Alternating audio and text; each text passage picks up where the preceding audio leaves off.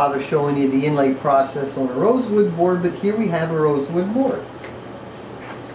Same basic thing, we inlaid it.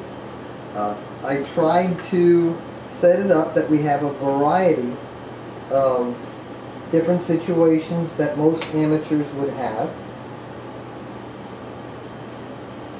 I'm using a brown magic marker instead of a black.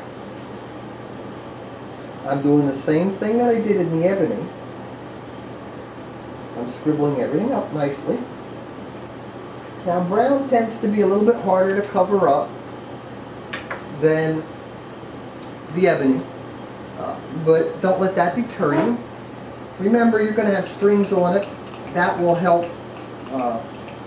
camouflage any little flaws. And as long as you don't have an immense void, the little bit of voiding that's here, in my case, would probably be under a 32nd of an inch.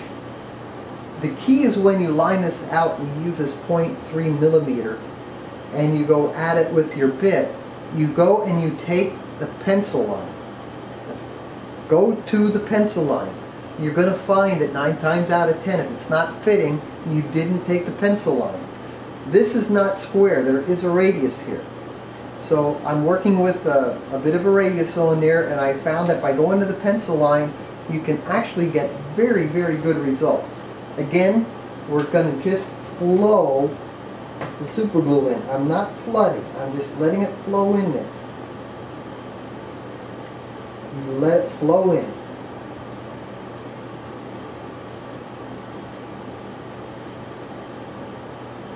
And there's another thing, whenever you're working with super glue, it may come in handy to have some acetone nearby in case you happen to put your finger in super glue and glue yourself fast to something. We all have super glue stories. The object is not to have a super glue story.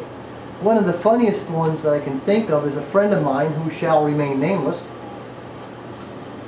had a tendency to do this with the super glue bottles when he was done, and he did that.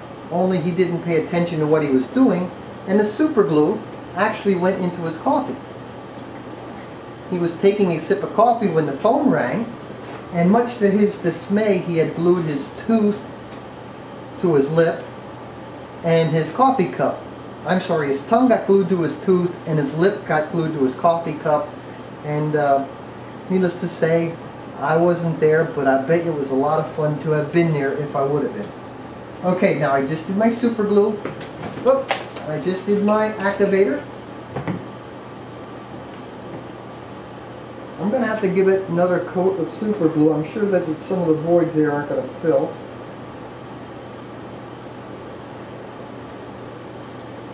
I will tell you that I am using very thin Star-Bond super glue, and I just glued my fingers together because that bottle is leaking and I don't like that. When that happens, don't pull. Take your fingernail in there and you can work yourself free. Then you get the acetone and away you go. Now I'm going to go over to the belt sander, going to sand this down, and you will see how by using the brown will definitely help hide your lines.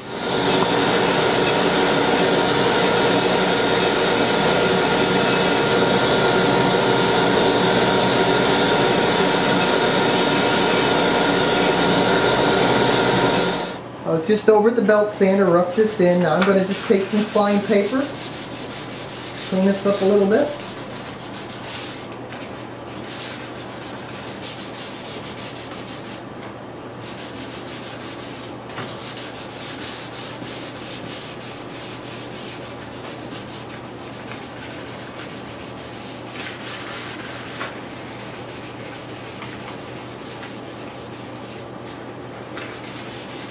Now I'm using 320.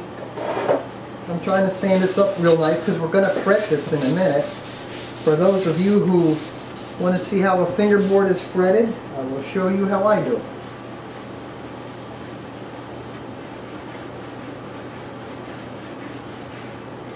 Four-aught steel wool, And now